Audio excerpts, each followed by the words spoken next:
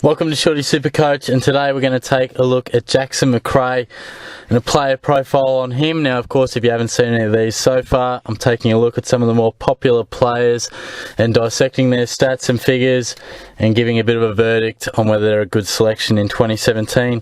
Now, when I was first doing this list, put together a bit of a list of the guys I was going to have a look at, Macrae was in the top 15 most popular players, but now we've slipped out to 29 in 20.1% of sides. So he's gone a little bit off the flavour of the month, has Macrae a little bit. I don't know whether it's been because Caddy's had a good pre-season, or Heaney, or Wingard playing midfield.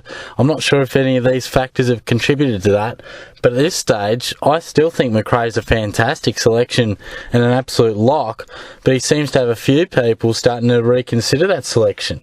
Now, of course, after losing quite a few players from our mid-forward setup, Macrae and Dalhouse were welcome additions. Now, you'll have to pay $511,000 for Macrae, but I do feel he's worth every bit of it. But first off, I'll talk about his pros. And I think, firstly, it's obvious. I mean, he's a midfielder that we can select as a forward. We often get thrown a few of these, and I simply think you just got to snap him up. I know he plays a little more outside, hence he can suffer scoring-wise at times, but he has shown that he's an extremely good scorer. I mean, you just got to look at a few of his averages. 2014, 100.1, 2015, 99.9. And last year he did drop down to 94.1, but he did have a fantastic final series where he averaged 105.5, including 112 SuperCoach points in the grand final. So that says to me that not only did he improve his average in the big games, he certainly wasn't afraid of the big stage, which I do feel is important. So I think the reason we're picking him is quite obvious. He's a guy that I feel is a midfielder that we can select as a forward, and we can quite simply lock him away. He'll average us 95 plus easily. I feel he can definitely average 100, and I think that's as good as we can ask for in our forward line. Why might you not pick him? And I suppose some people are thinking that.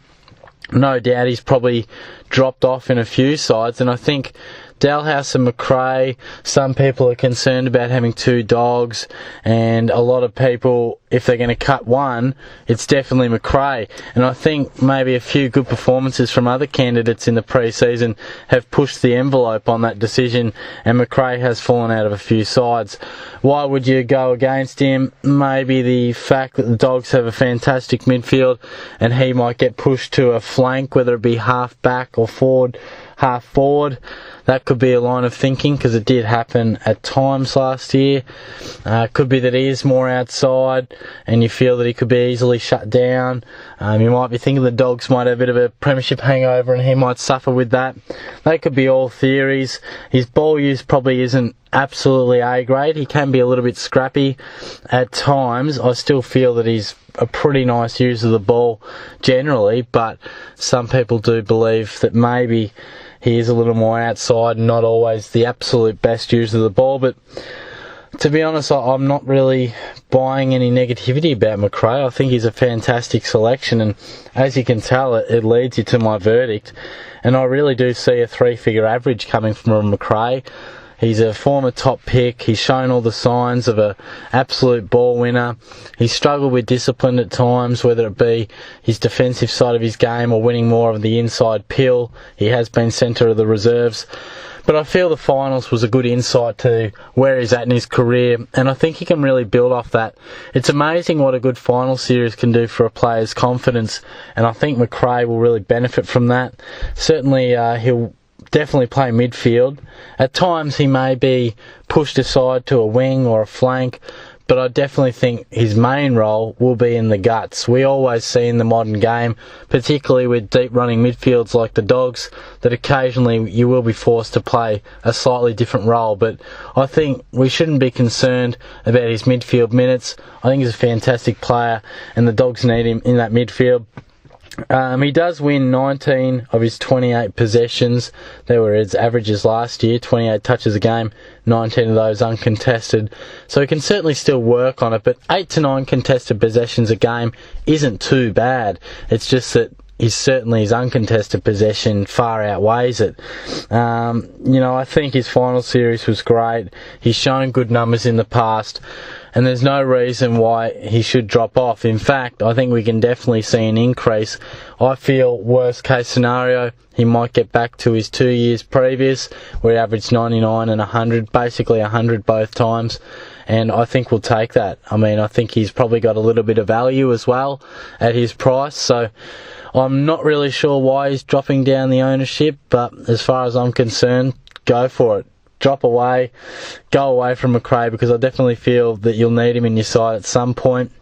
I know we are seeing a few players average well in the pre-season, and maybe Macrae didn't set the world on fire, but as far as premium selections like Macrae, I think we're going to want him. I think he's probably around the cheaper price that we could get him at. He's probably going to hover from, you know, your high 400s to your mid 500s for most of the year.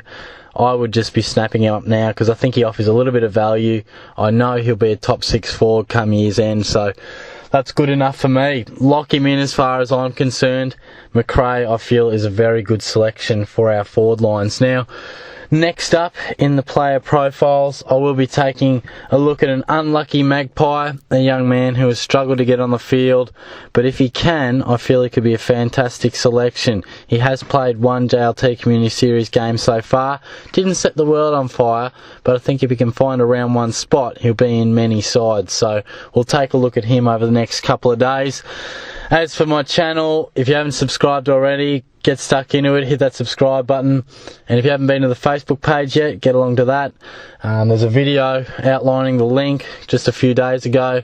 If not, just search up Shorty SuperCoach, and you can see the nice little logo with my noggin plastered all over a press conference board, so that's what you're looking for there. Give the video a like as always, and comment away to your heart's content. If you've got any thoughts on Macrae, if you have recently dropped off, tell me why, but if you're locking and loaded him, also let me know. It's always good to hear your thoughts. So subscribe as always, guys, give the Facebook a like, and I'll catch you soon.